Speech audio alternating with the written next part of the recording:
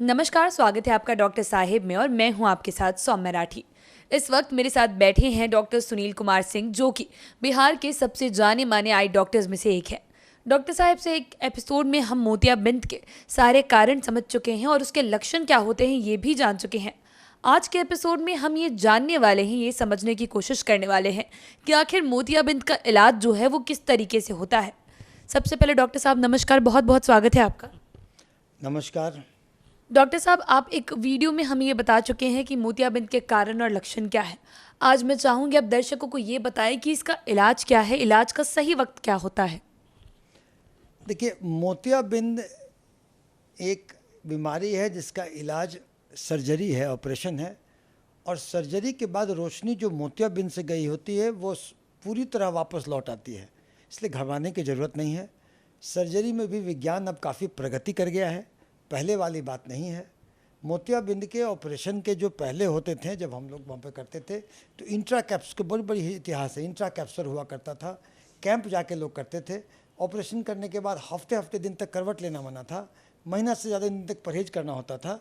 तो intra capsular के दिन थे, चश्मा मोटा लगाना पड़ता था। एक्स्ट्रा कैप्सुलर के दिन में भी मोटा चश्मा लगाया गया। बाद में मोतियाबिंद के ऑपरेशन जो है उसमें काफ़ी वैज्ञानिक रूप से बदलाव आए और माइक्रोस्कोप निकला, टाँके निकले पतले पतले, माइक्रो सर्जरी निकला, माइक्रोस्कोप हुआ। माइक्रोस्कोप से आप देख करके इलाज करते थे और लेंस का आविष्कार हुआ।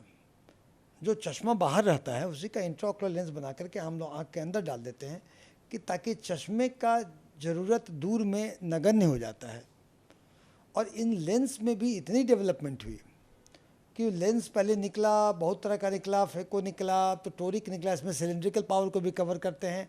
मल्टीफोकल निकला। कितने लेंस तो ऐसे हैं जिसमें कि ऑपरेशन के बाद डाल देने के बाद वो क्लेम करता है कि नज़दीक के लिए भी आपको चश्मा लगाने की ज़रूरत नहीं पड़ती है। तो आप एक्स्ट्रा कैप्सूल से आप गए ईसीसी आईओएल में गए, माइक्रो सर्जरी में गए, टाँका वाला। बाद में उसका डेवलपमेंट हुआ कि टाँका हट के अब जो मोस्ट मॉडर्न आता है वो फेको सर्जरी होता है। फेको में भी माइक्रो फेको, छोटे सूक्ष्म, न चीरा, न सुई, न पट्टी, न टाँका। आप आएँ, ऑपरेशन कराएँ, ऑपरेशन करा के घर जाएँ। अब बहुत कम दिनों के अंदर आप काम पे लग जाएँ। तो ये फेको सर्जरी आके एक ढंग का मोतियाबिंद के इस ऑपरेशन में क्रांति ले आया। तो फेको सर्जरी का आप जो करते हैं उसकी ट्रेनिंग कर्व होती है, लोग सीख लिए, अब सब लोग अच्छे अच्छे अपना होते हैं। तो मेरे कहने का मतलब है कि मोतियाबिंद का इलाज है, इलाज सर्जरी है। सर्जरी में विज्ञान बहुत प्रगति हुआ, वह सहजता होती है, रोशनी आपकी पूरी लौटती है, विजुअल रिहैबिलिटेशन अर्ली होता है। हालांकि दवाई आपको महीने दिन देना पड़ता है, लेकिन आप देख सकते हैं शुरू से। तो इन सब चीज़ों के बाद, विज्ञान के प्रगति के बाद, फेको के आने के बाद मोतियाबिंद जो है एक महत्वपूर्ण, लेकिन हाँ, जागरूकता की ज़रूरत है। क्योंकि मोतियाबिंद एक इतनी कॉमन बीमारी है कि मोतियाबिंद के लोग को जहाँ भी गाँव में किसी बुजुर्ग को अगर कम दिखता है तो वो सोचते हैं मोतियाबिंद ही होगा। जब गांव में कैंप लगेगा हम जाएंगे, वहाँ ऑपरेशन कराएंगे, हमारा रोशनी आएगा।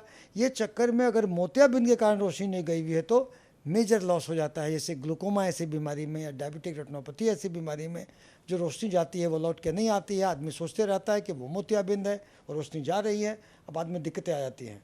इसीलिए आप अगर 40 पार हों, आपके आँख में अगर चोट लगने का शिकायत हो, आपको दिखता कम हो, आपको मोनोकुलर डिप्लोपिया हो रहा हो, आपको स्टेरॉइड लेने का चाहिए आप चीज़ का है, आपके परिवार में बहुत लोगों को मोतियाबिंद हुआ है, तो नेत्र चिकित्सक से मिलके मोतियाबिंद की जांच करा लें, उसका ऑपरेशन करा लें, फेको सर्जरी कराएं।